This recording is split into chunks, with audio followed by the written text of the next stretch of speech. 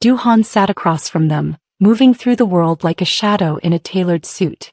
At 40 he had built a mountain of steel and glass in Seoul, not with luck, but by reading the violence hidden in the margins of a conversation. He didn't believe in the faces people wore in public. He believed in the tension of a muscle, the tremor of a lip, the space where a man's soul hit the floor and shattered. He watched the man's arm. It wasn't draped over the woman's shoulder in affection.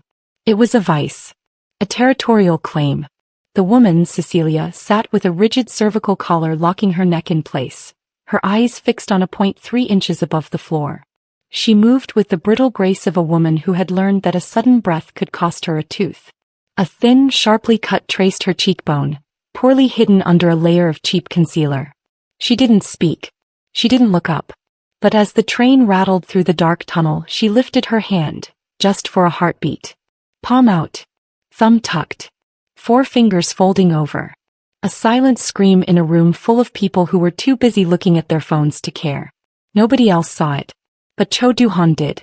And in that second the businessman vanished, replaced by something much older and far more dangerous.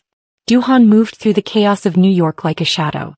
Dark overcoat, no flash, nothing that screamed he was the kind of man who could make a phone call and have a city block go dark.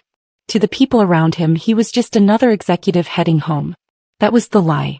He'd spent his life in negotiations where the price of failure was blood. He sat there, eyes scanning the crowd, cataloging threats by instinct, reading the car the way a priest reads a confession. He knew that the man beside her, with his polo shirt and practiced smile, was a beast. But Du-Han also knew something the husband didn't.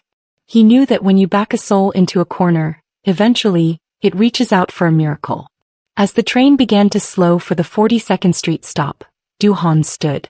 He didn't rush. He simply stepped into the man's personal space, a silent tower of quiet authority that demanded the air in the room be accounted for. The husband tightened his grip, a snarl beginning to form on his lips. Problem, pal? Du-Han didn't look at the man. He looked at Cecilia. His voice was a low, melodic rumble, the sound of a hammer being cocked.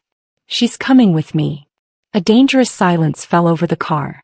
The city roared outside the windows, but inside, the world had just stopped turning for a bully who didn't realize he was no longer the biggest monster in the room. The subway car rattled with a rhythmic, mechanical violence, a subterranean beast hurtling through the dark. To the shifting crowd of commuters, the man and the woman in the corner were a portrait of weary intimacy. But for Cecilia, every inch of the journey was measured in the leaden pressure of the hand clamped over her shoulder. It wasn't a gesture of affection. It was a brand. His fingers didn't just rest, they calculated. They dug into the soft tissue of her trapezius, a constant, pulsing reminder of the leash she wore. It was the kind of grip that promised a fracture if she moved too fast, a hand that had mastered the art of inflicting pain without leaving a mark the public could see. She kept her spine rigid, her chin tucked into the hard plastic of the cervical collar. The brace was a cage, but his hand was the lock. Every time the train lurched, his grip tightened instinctively, a marauder ensuring the prey hadn't found a sudden spark of courage. Almost home, Cece, he murmured, his breath smelling of stale coffee and the metallic tang of a man who enjoyed the hunt. He leaned in, his face brushing hers in a parody of a kiss. You've been so good today. So quiet. Let's keep it that way. She didn't blink. She couldn't. To look at him was to invite the storm, so she stared instead at the oil-slicked floor of the carriage. She felt the vibration of the tracks deep in her marrow, a hum that seemed to sync with the frantic drumming of her own heart. She was a single mother who had once believed in the sanctuary of a home, only to find herself living in a bunker where the walls were made of his moods. The air in the car was thick, recycled and thin, yet it felt like drowning. She looked at the blurred faces of the passengers reflected in the dark glass of the windows, shadows moving through a world where they were allowed to breathe. They saw a husband supporting an injured wife. They saw a man being patient with a woman who looked broken. But as the train screamed around a bend, Cecilia felt a shift in the atmosphere, a sudden break in the oppressive weight. Across the aisle, a pair of eyes, sharp, dark, and utterly devoid of the usual city apathy, anchored her. The man in the dark coat wasn't looking at her husband's face. He was looking at the white-knuckled grip on her shoulder. He was reading the bruise-colored silence she lived in. For the first time in 3 years, The weight of the hand felt heavy not because of its strength, but because she realized with a jolt of terrifying hope that the leash had finally been seen. Across the aisle, Cho Du-Han sat as still as a carved mountain. He didn't look like a savior. He looked like the storm that comes before the lightning. In the high-stakes glass towers of Seoul, men called him the Iron Shadow, a man who had mastered the art of winning a war before a single shot was fired. His world was one of microscopic tells. The dilation of a pupil, the catch in a throat, the way a man's pulse throbbed against his collar when he was lying. He didn't just see the subway car, he dismantled it. His gaze was a cold, surgical instrument. To the rest of the passengers, the man in the polo shirt was a doting husband, his arm a protective canopy over a fragile wife. But Du-Han saw the white-knuckle tension in the man's forearm. He saw the way the woman's breathing hitched every time the man's thumb applied a fraction of an inch more pressure. It wasn't protection. It was a chokehold disguised as a hug. Du-Han's own history was a ledger of shadows. He had grown up in a world where power was the only currency, and he had learned early on that the most dangerous beasts didn't growl, they smiled. He watched the husband lean in, whispering something that made the woman's eyes glass over with a familiar haunted hollow. Du-Han felt the familiar cold burn in his chest, the recognition of a bully who thought the public square was his private killing floor. He adjusted his dark overcoat, the silk lining whispering against his suit. He wasn't a man of many words, but he was a man of absolute action. He catalogued the husband, soft around the middle, eyes darting with the insecure arrogance of a man who only felt big when someone else was small. Then he looked at Cecilia. He saw the accident on her cheek, the clean linear strike of a ring, not the keenly scrape of a fall. The train screeched, the metal-on-metal wail echoing through the tunnel like a dying shriek. Most people winced and looked away. Du-Han didn't blink. He kept his eyes locked on the hand on her shoulder, his mind already 3 steps ahead, calculating the geometry of the intervention. He knew the husband believed he was invisible in the crowd. He believed the city was too indifferent to care about the quiet domestic tragedy unfolding in seat 4B. He was wrong. Cho Du-Han was a man who lived for the margins, for the silent pleas that went unanswered. As the train began its final deceleration toward the next station, Du-Han uncrossed his legs. The movement was fluid, voracious, and final. The Iron Shadow had finished his assessment. The hunt was over and the rescue was about to begin. The tunnel lights flickered past the window like strobe flashes, illuminating the cabin in ragged bursts of cold neon. Cecilia felt the husband's breath against her ear, a wet, proprietary heat that made her skin crawl. His fingers flexed against her collarbone, a silent command to stay small, to stay broken. But the man in the dark coat, the stranger with the eyes like polished flint, was still watching. He was a tether in a world that had let her drift into the mouth of a storm. She felt the panic rising, a thick, suffocating tide in her throat. Her heart was a trapped bird beating against the bars of her ribs. If she did nothing, the train would stop, the doors would hiss open, and she would be dragged back into the silence of their house. A house where the walls didn't have ears and the neighbors didn't have eyes. This was the precipice. The point of no return. She shifted her weight, the movement infinitesimal, but she felt the husband's grip tighten instantly, his knuckles pressing into the bruise he'd given her 3 nights ago. "Don't," he hissed, the word barely a vibration. She ignored the pain. He had to. Slowly, with a trembling that started in her marrow and ended at her fingertips, she began to lift her left hand. She didn't look at it. She kept her gaze fixed on the dirty floor, her face a mask of practiced submission. She raised the hand just enough to clear the dark fabric of her jacket, positioned where the man in the dark coat could see it, but where her husband, blinded by his own arrogance, would miss it. Shutterstock. She flattened her palm, the skin pale against the shadows. Then she tucked her thumb into the center of her hand, a small, desperate fold. Finally, one by one, she pulled her 4 fingers down over the thumb, closing the trap. It was a silent scream, a 5-finger plea for a miracle. "Look at me," she prayed, her eyes burning with unshed tears. "Don't just see a couple. See the girl who's dying in front of you." He held the signal for a heartbeat, 2, 3. The air in the car seemed to thin out, leaving her lightheaded. She wondered if she was invisible. She wondered if the world was so broken that a woman could signal for her life in a crowded room and receive nothing but the hum of the tracks in return. Then she saw it. A microscopic nod from the man in the dark coat. A tightening of his jaw. The iron shadow didn't move, but the temperature in the car dropped another 10 degrees. He had seen. She lowered her hand back to her lap, her fingers numb, her soul vibrating with a terrifying electric hope. The train began to groan, the brakes biting into the steel as the platform lights of 42nd Street started to bleed into the carriage. The hunt was over. The intervention was a heartbeat away. The screech of the brakes was a rough, metallic howl that tore through the cabin, a sound like a blade being drawn across a stone. As the train lurched toward a standstill at 42nd Street, the passengers instinctively reached for the overhead rails, their bodies swaying in a choreographed dance of city apathy. But Cho Du-Han didn't sway.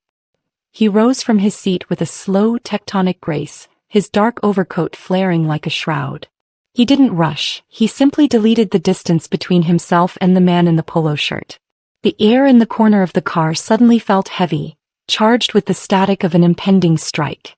Du-Han stepped into the husband's personal space, planting himself like an ancient, immovable pillar. He didn't look at the man's face.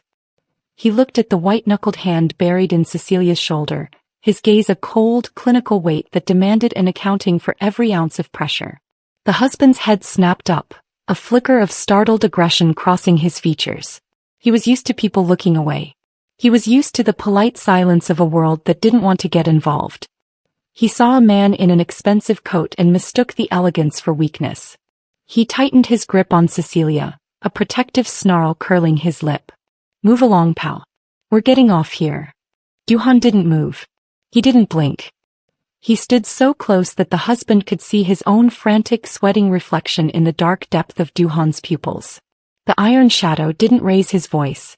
When he spoke, it was a low, melodic rumble, the sound of a hammer being cocked in a silent room. "Remove your hand," Du-Han said. It wasn't a request. It was an ultimatum delivered by a man who had forgotten how to ask for things. "She's my wife," the husband hissed, his voice rising, cracking under the sudden, suffocating pressure of Du-Han's presence. "Mind your own damn business." Du-Han shifted his weight, a microscopic movement that telegraphed a lethal, practiced competence. He reached out, his hand moving with the slow, inevitable strike of a viper, and placed 2 fingers on the husband's wrist.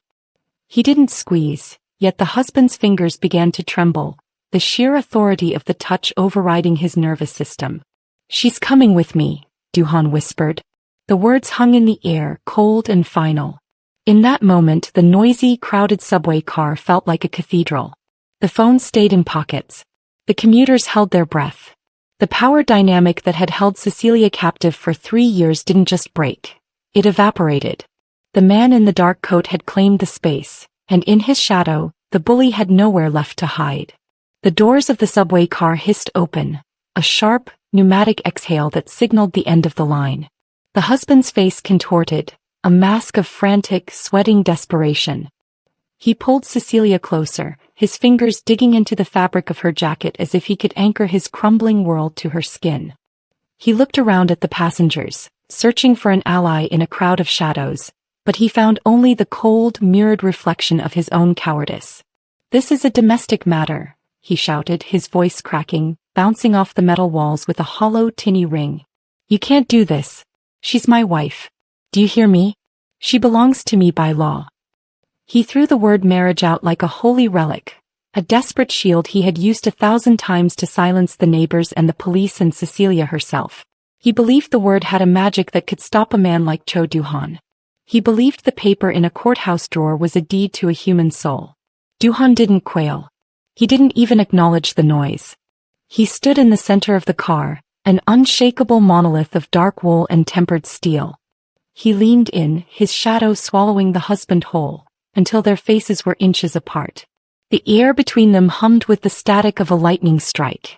"She is a person," Du-Han said, his voice a low tectonic rumble that seemed to vibrate the very floor of the train. "And you have mistaken silence for consent. You have mistaken fear for loyalty." The husband's grip faltered.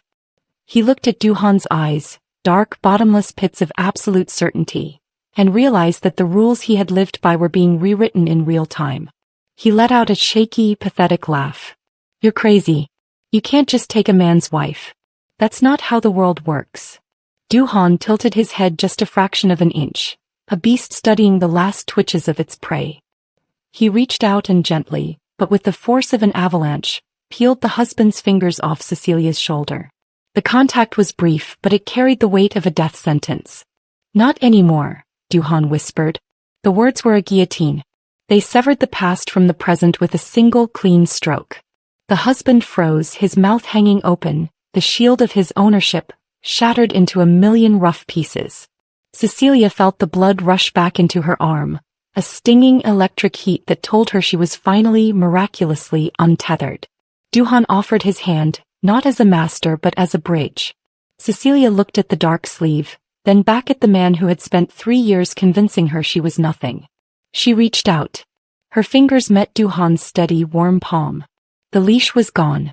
As they stepped onto the platform, the husband remained standing in the car, a hollow shell of a man staring at an empty space where his power used to live. The air on the platform was thick with the smell of damp concrete and the electric tang of the third rail, a subterranean chill that bit through Cecilia's thin jacket. As her feet hit the tile, the world seemed to expand, the claustrophobic metal ribs of the subway car falling away like a shed skin. Du-Han walked beside her, his pace a slow rhythmic march that forced the frantic pace of the city to adjust to him. He didn't look back. He didn't have to.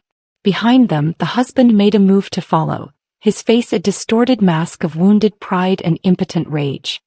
He took one step onto the platform, his mouth opening to spew another frantic claim of ownership, but the words died in his throat. From the shadows of the support pillars, 2 men materialized, immovable monoliths in dark suits, their faces as illegible as gravestones. They didn't draw weapons, they didn't need to. They simply occupied the space between the past and the future, a wall of living granite that signaled the end of his jurisdiction. The husband froze, his boots skidding on the yellow safety strip.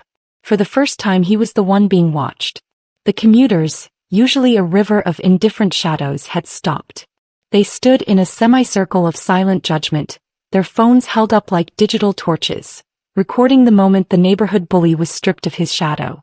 The anonymity he had used as a cloak for 3 years was gone, burned away by the white light of public scrutiny and the terrifying, quiet power of the men in the dark suits. Cecilia felt the vibration of the train as it began to pull away, a heavy, mechanical sigh that carried her old life into the dark of the tunnel. She didn't look back at the man who had spent 1,000 nights convincing her she was nothing. She kept her eyes on the back of Du-Han's coat, a dark beacon leading her toward the stairs. The ascent was a blur of flickering fluorescent lights and the rhythmic clicking of her own heels on the stone. With every step upward, the weight in her chest, the iron-heavy dread that had been her only constant, began to fracture. By the time they reached the turnstiles, the husband was a fading echo, a small man left standing on a platform of broken promises, surrounded by a crowd that finally saw him for exactly what he was. As they emerged into the biting wind of the New York evening, Cecilia breathed in. The air was cold, sharp, and tasted of exhaust and rain, but it was the cleanest thing she had ever felt. The iron shadow reached for the heavy glass door of the station, holding it open not just for a woman, but for a soul that had just crossed the border back into the land of the living. The street was a jagged canyon of steel and neon, the evening rain slicking the asphalt into a black mirror. At the curb a long, low sedan waited, its engine a subterranean thrum that vibrated through the soles of Cecilia's shoes. It was a predator at rest, midnight-tinted glass shielding a world that didn't answer to the chaos of the sidewalk. Du-Han didn't speak. He simply reached out, his hand a steady anchor against the biting wind, and opened the heavy rear door. As Cecilia slid inside, the city died. The roar of the traffic, the wet hiss of tires on pavement, the distant, frantic shouting of the man she had left behind, it all vanished behind a seal of reinforced glass and German engineering. The air inside smelled of expensive, sun-warmed leather and the faint, sterile scent of a world where every detail was curated for absolute control. It was a vault. A sanctuary of deep shadows and hushed textures. She sank into the seat, the plush hide molding to her back like a protective hand. For 3 years her life had been a series of hard surfaces and sharp edges. Concrete floors, locked doors, the stinging impact of a palm. Now the softness felt like a foreign language. She felt the sudden, terrifying urge to weep, not from the pain in her neck or the cut on her cheek, but from the sheer overwhelming weight of the silence. Du-Han entered from the other side, his movements a fluid, dark economy. He didn't look at her immediately, giving her the space to exist without being watched. He sat in the corner of the seat, a monolith of quiet authority, his presence filling the cabin with a sense of safety that was almost physical. He was a man who lived in the quiet between heartbeats, and in that silence, Cecilia realized that the screaming in her own head had finally stopped. The driver pulled away from the curb, a seamless transition from stillness to motion. Cecilia watched the city blur past, the flickering lights of the diners, the anonymous crowds, the street corners where she had once looked for help and found only indifference.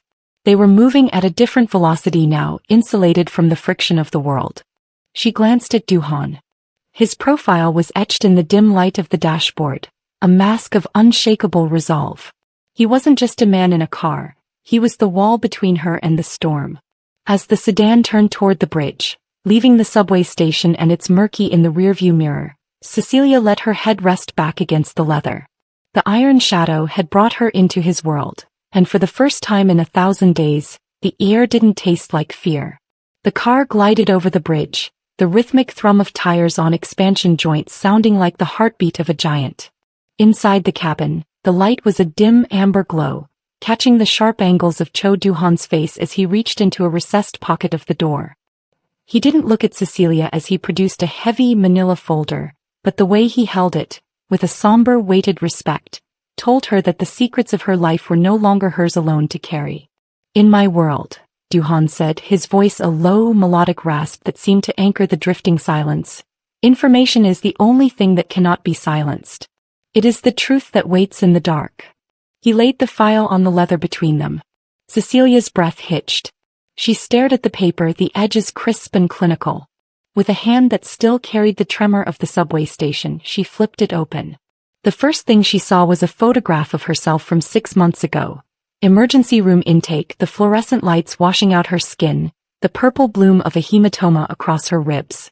Below it, in cold, typed script, were the words, "Domestic incident. Patient claims fall from stairs." She turned the page. More records. A fractured wrist from 2 winters ago. A concussion from the spring.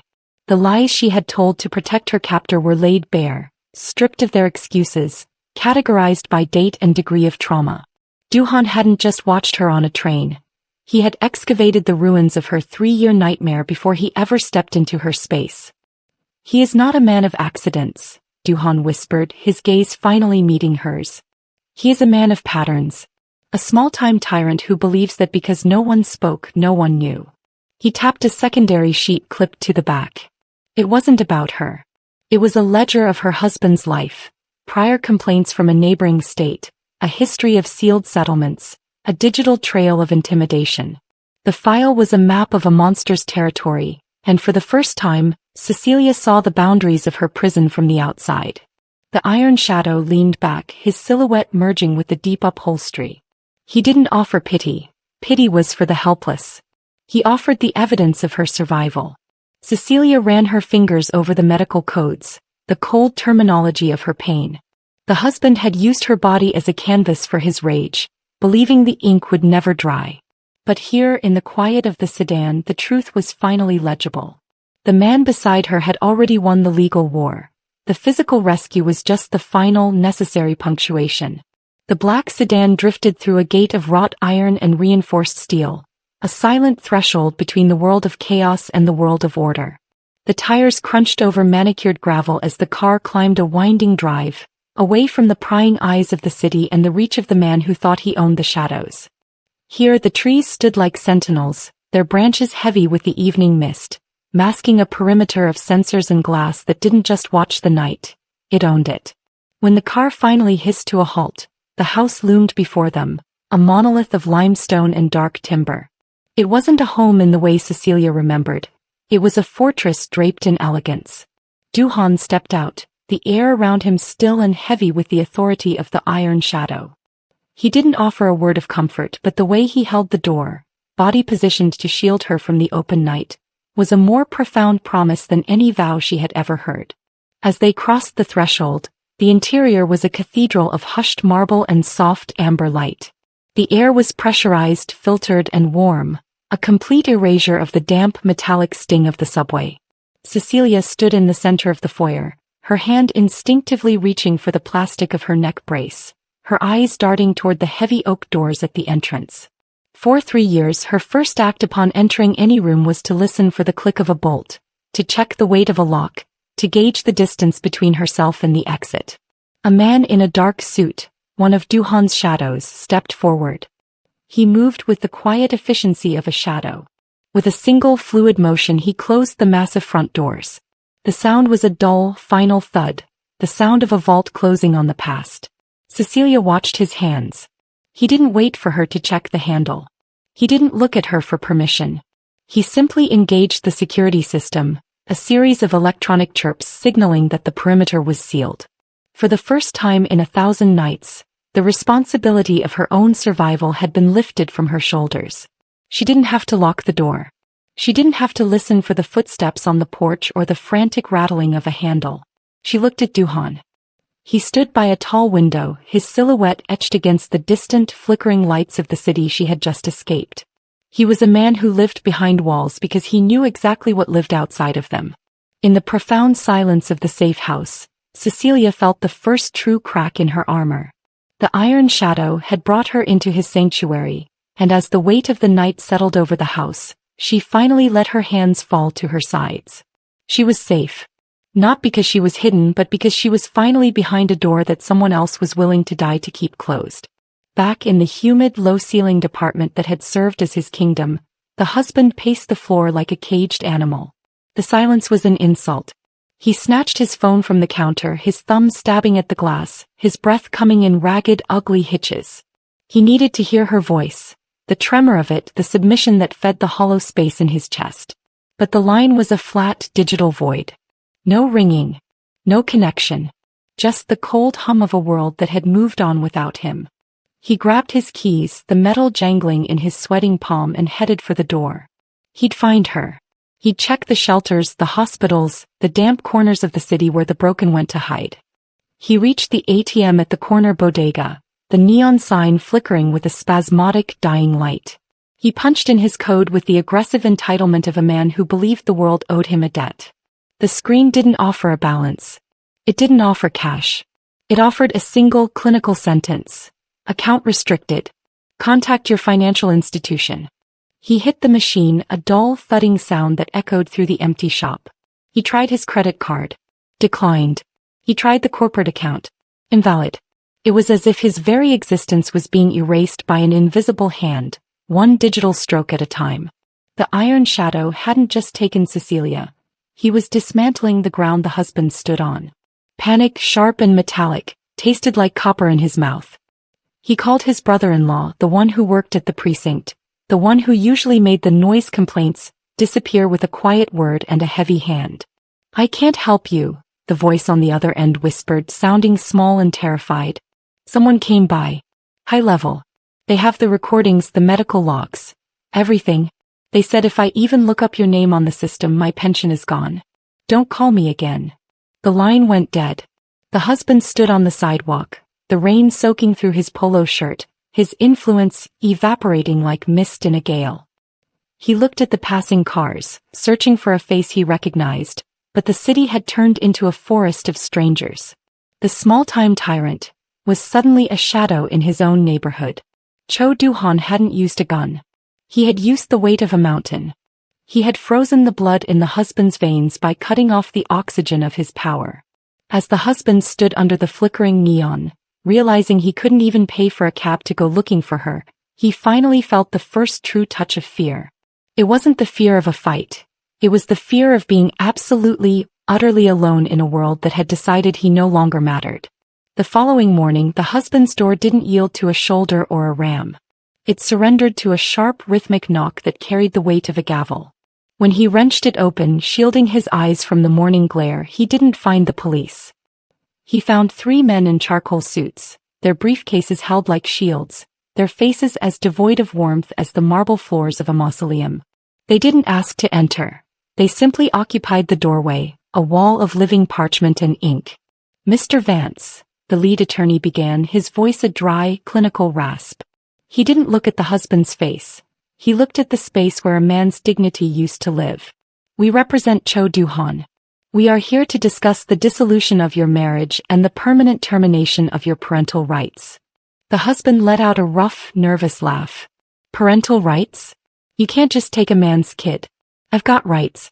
I've got a lawyer. You had a lawyer, the attorney corrected, sliding a document from a leather sleeve with the slow, inevitable grace of a blade leaving a scabbard. We purchased his firm's outstanding debt this morning. He has been recused. As for your rights, they are currently being audited by a forensic team. He handed over a stack of papers. Not a petition but an autopsy. It wasn't just a divorce filing. It was a comprehensive deconstruction of a hunter's life. Every fall from the stairs was listed alongside the weather reports of those days, proving there was no ice. Every accidental bruise was mapped against the husband's GPS data, placing him in the room every time a bone snapped.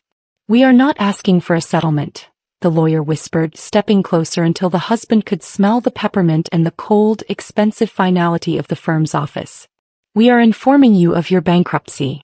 Civilly, criminally, and socially. We have filed for an immediate ex parte injunction.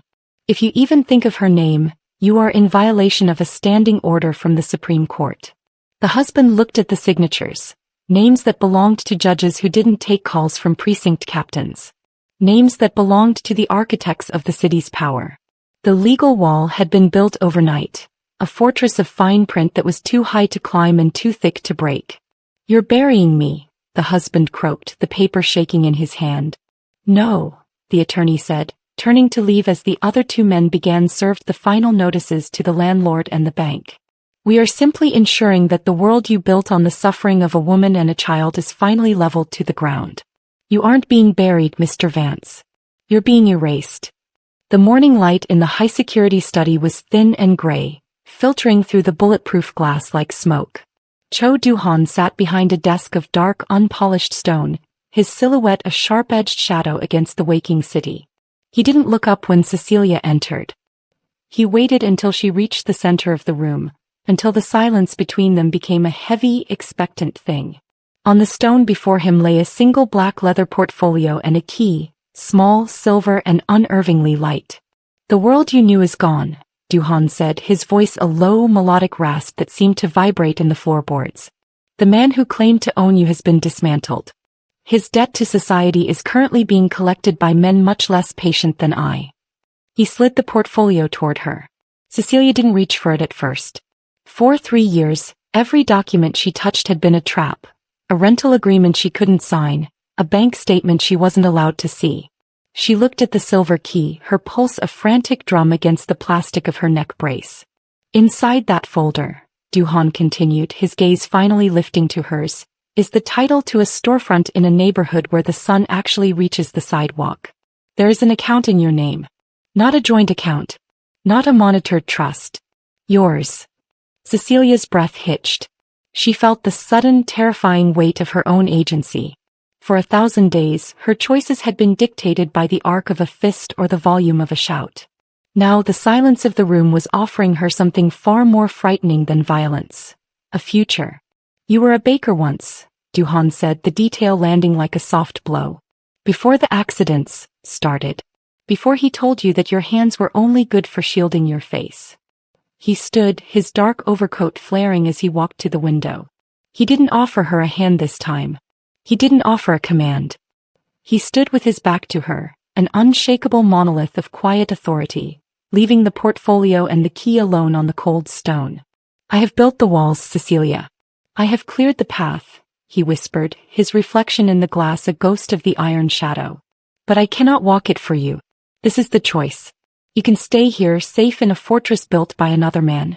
Or you can take that key and build something that belongs to no one but you. Cecilia looked at her hands. They were trembling, but they were her hands. She reached out, her fingers brushing the cool silver of the key. It felt like a spark of lightning. She didn't just see a storefront. She saw a life where she didn't have to look over her shoulder.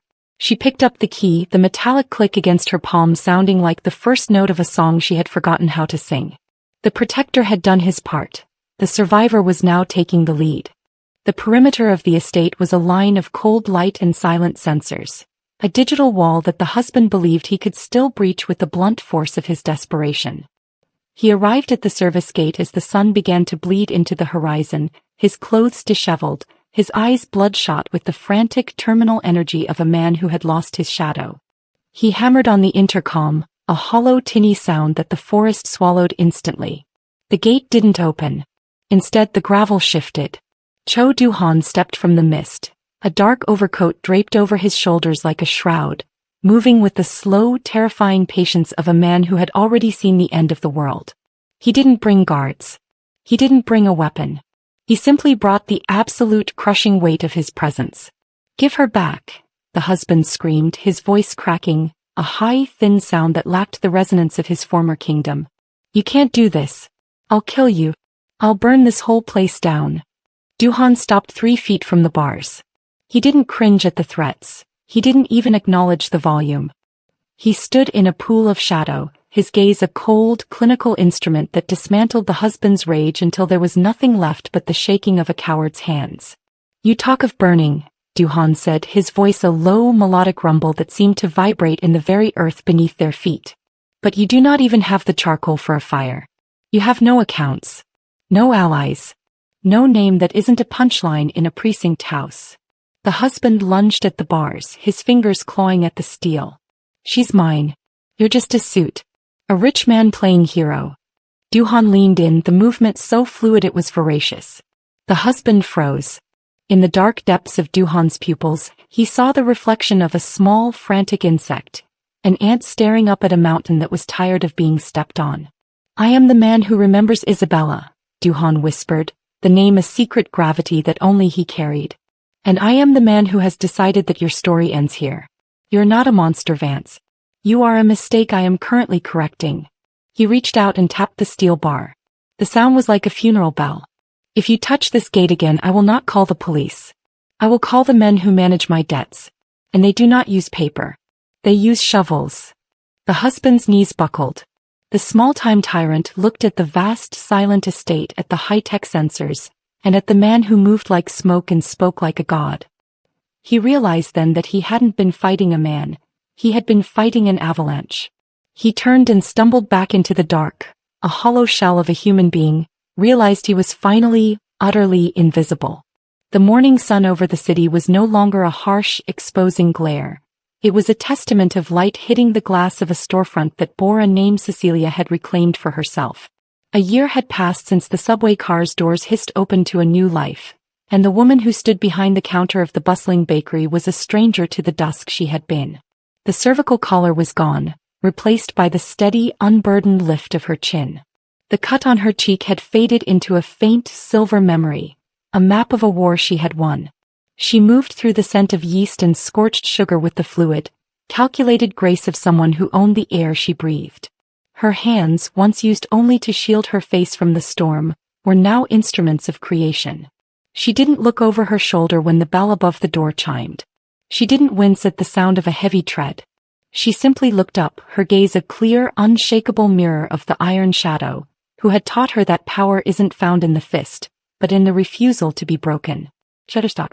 A young woman sat at a corner table, her movements stiff, her eyes anchored to the floor in a way that made Cecilia's heart stop for a singular, crystalline second. The girl's hand rested on the table, trembling. Slowly, carefully, the girl tucked her thumb into her palm and folded her fingers over it. It was the signal. The silent, desperate plea for a miracle in a room full of strangers. Cecilia didn't hesitate.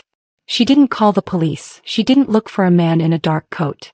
She walked around the counter, her stride long and purposeful, a monolith of quiet authority in a flour-dusted apron. She placed a cup of coffee on the table, her shadow falling over the girl like a sanctuary. "I see you," Cecilia whispered, her voice a low, melodic rumble that carried the weight of a mountain. "And you are coming with me." As she led the girl toward the back office, toward the phone that connected directly to a firm of lawyers who didn't take no for an answer, Cecilia felt the presence of Cho Du-Han in the stillness of the room. He wasn't there, but the legacy of the man who saw the unseen was alive in every breath she took.